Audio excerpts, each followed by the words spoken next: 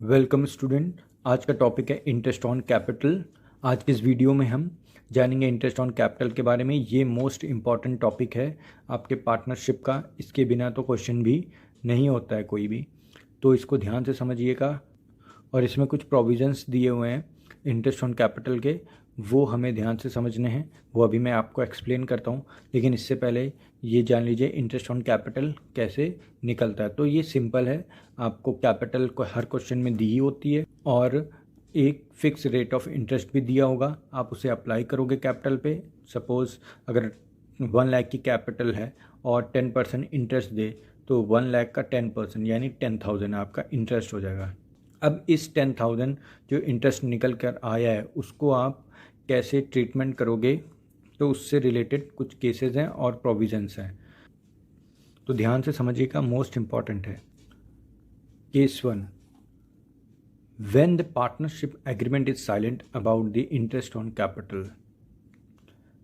क्या कह रहा है ये पॉइंट? ये पॉइंट कह रहा है कि अगर आपका पार्टनरशिप एग्रीमेंट जो है, पार्टनरशिप डीड, वो साइलेंट है, यानी उसमें इंटरेस्ट ऑन कैपिटल से रिलेटेड कोई प्रोविज़न ही नहीं पड़ा है।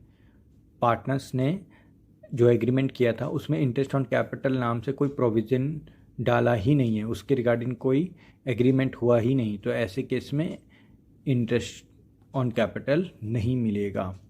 ठीक है, क्योंकि जब इंटरेस्ट ऑन कैपिटल ही नहीं, उसका कोई प्रोविज़न नहीं है, तो कोई रेट भी नहीं होगा। जब कोई रेट नहीं होगा तो आप इंटरेस्ट चार्ज किस पे करोगे, कैसे निकालोगे, है ना, कितना इंटरेस्ट निकालोगे कैपिटल पे, तो इसीलिए मिलेगा ही नहीं। ओके, ये था केस 1, याद रखिएगा। Case 2, when the partnership agreement provides for interest on capital but it is silent in treatment interest as a charge or provision. अब देखिए ये पॉइंट क्या कह रहा है, बहुत ध्यान से समझिएगा वरना समझ में नहीं आएगा ये पॉइंट, थोड़ा ध्यान से। When the partnership agreement provides for interest on capital, अब देखिए इसमें क्या कह रहा है कि एग्रीमेंट में प्रोविज़न तो है इंटरेस्ट ऑन कैपिटल का, लेकिन ये बात क्लियर नहीं है कि इंटरेस्ट ऑन कैपिटल को एज अ चार्ज ट्रीट करना है या एज अ एप्रोप्रिएशन। चार्ज का मतलब होता है जो भी expenses profit and loss account में जाते हैं उसको चार्ज बोलते हैं, और पार्टनर से रिलेटेड जितने भी खर्चे होते हैं वो आते हैं आपके प्रॉफिट एंड लॉस एप्रोप्रिएशन में। चार्ज को और एप्रोप्रिएशन को, दोनों टॉपिक्स को मैं प्रीवियस वीडियो में एक्सप्लेन कर चुका हूँ, नहीं देखा है तो आप देख लीजिए। अभी मैं शॉर्ट में बता दे रहा हूँ कि चार्ज और एप्रोप्रिएशन क्या होता है। चार्ज उन खर्चों को कहते हैं जो प्रॉफिट एंड लॉस अकाउंट में आते हैं, ठीक है। प्रॉफिट एंड लॉस में जितने भी खर्चे आते हैं उसको हम चार्ज बोलते हैं, ठीक है। और इस प्रॉफिट एंड लॉस अकाउंट में जितने भी खर्चे आते हैं उनका किसी भी एग्रीमेंट से कोई लेना देना नहीं होता है, बस खर्चे हैं तो हमें डालना है। जो भी खर्चे हैं बस वो तो जो हो गए वो हमें डालने ही डालने हैं प्रॉफिट एंड लॉस अकाउंट में, इसलिए उसको चार्ज बोला जाता है। एप्रोप्रिएशन, एप्रोप्रिएशन क्या होता है, ये profit and loss appropriation account जो बनता है उसमें जितने भी आइटम्स आते हैं वो उनको कहा जाता है एप्रोप्रिएशन, और ये स्पेसिफिक होते हैं पार्टनर एग्रीमेंट के अकॉर्डिंग और सिर्फ पार्टनर से रिलेटेड ही होते हैं, ठीक है। इसमें आप फर्म के हर खर्चे डाल सकते हो, हर इनकम डाल सकते हो, लेकिन इसमें केवल पार्टनर से रिलेटेड ही आप डालेंगे, ठीक है। तो ये डिफरेंस होता है दोनों में। तो अगर क्वेश्चन में ये नहीं लिखा है कि वो एज अ चार्ज है या एज अ एप्रोप्रिएशन है, तो आपको क्या करना है, आइए जानते हैं। यहाँ पर ABC पॉइंट दिए, बहुत ध्यान से समझिएगा। Interest on capital will be allowed only when there is a profit. तो सबसे इम्पॉर्टेंट पॉइंट तो आ जाता है कि जब आपके पास प्रॉफिट होगा, सिर्फ उस केस में ही आपको इंटरेस्ट ऑन कैपिटल पार्टनर्स को देने हैं। चलिए ABC पॉइंट पढ़ते हैं, फिर और डिटेल में समझते हैं इसको। इन केस ऑफ लॉस, अब यहाँ पे तो लिखा है कि प्रॉफिट हो तो ही देना है, तो लॉस होगा तो नहीं देना होगा, तो no interest will be allowed. Okay point, तो इसमें तो कोई कन्फ्यूज़न नहीं होनी चाहिए, है ना। लॉस है तो इंटरेस्ट ऑन कैपिटल मिलेगा ही नहीं। B पॉइंट में आते हैं, when the profit before interest, कह रहा है इंटरेस्ट को चार्ज करने से पहले अगर कुछ प्रॉफिट हो रहा है, इंटरेस्ट के बराबर हो या फिर इंटरेस्ट से ज़्यादा हो, ठीक है, यानी जो भी आपका प्रॉफिट है वो इंटरेस्ट के बराबर हो या इंटरेस्ट से ज़्यादा हो। तो आप मुझे ये बताइए कि अगर आपको मान लीजिए किसी को चार्ज कुछ इंटरेस्ट देना है, ठीक है, तो अगर आपको मान लीजिए किसी को 100 रुपीज़ इंटरेस्ट देना है, तो आपकी जेब में 100 रुपीज़ हैं, यानी वो 100 रुपीज़ को प्रॉफिट मान लीजिए। 100 रुपीज़ का प्रॉफिट आपकी जेब में है और किसी को आपको इंटरेस्ट भी देना है 100 रुपीज़ का, तो आप आराम से दे सकते हो ना। तो वही पॉइंट लिखा है, अगर 100 रुपीज़ है प्रॉफिट है और 100 रुपीज़ इंटरेस्ट है, यानी profit before interest is equal, यानी दोनों बराबर हैं, तो आप दे सकते हो कि नहीं, आराम से दे सकते हो।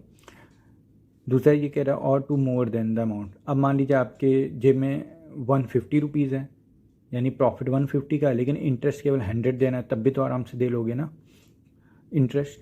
तो ऐसे में क्या होगा, full interest will be allowed. Okay, I hope ये समझ में आ गया होगा। अब ये इंपॉर्टेंट पॉइंट है, when the profit before interest is less than interest itself. अब आपके पास प्रॉफिट ₹80 है, बट आपको इंटरेस्ट देना है 100। प्रॉफिट 80 है पर इंटरेस्ट ज़्यादा देना है आपको, यानी 100 का देना है, यानी आपका जो प्रॉफिट है वो लेस देन है किससे, इंटरेस्ट से। इंटरेस्ट 100 है और प्रॉफिट 80 है, तो प्रॉफिट लेस हुआ इंटरेस्ट से।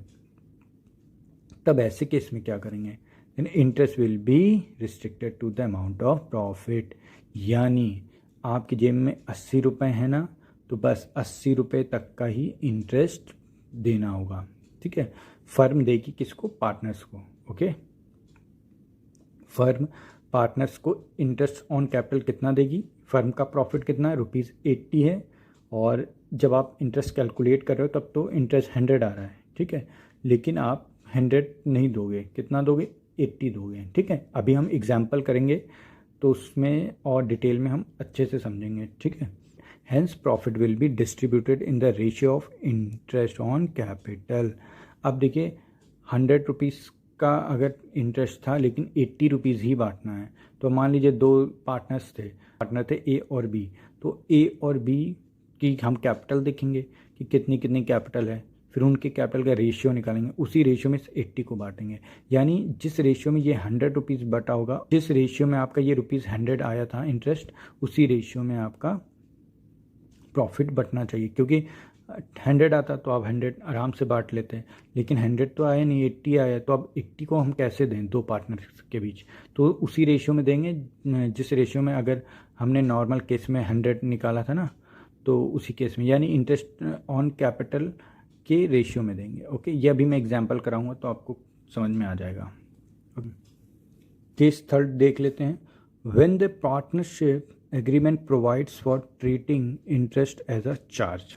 थर्ड केस कहता है जो आपका पार्टनरशिप एग्रीमेंट है, यानी जो पार्टनरशिप डीड है, उसमें ये प्रोविज़न पड़ा है कि इंटरेस्ट ऑन कैपिटल को आपको एज अ चार्ज ट्रीट करना है। एज अ चार्ज ट्रीट करने का मतलब प्रॉफिट एंड लॉस अकाउंट में डालना है, ना कि प्रॉफिट एंड लॉस अप्रोप्रिएशन में डालना है। ठीक है, तो जब प्रॉफिट एंड लॉस अप्रोप्रिएशन में डालना ही नहीं है, तब उस केस में आप इंटरेस्ट ऑन कैपिटल देने के लिए फ्री हो जाते हो।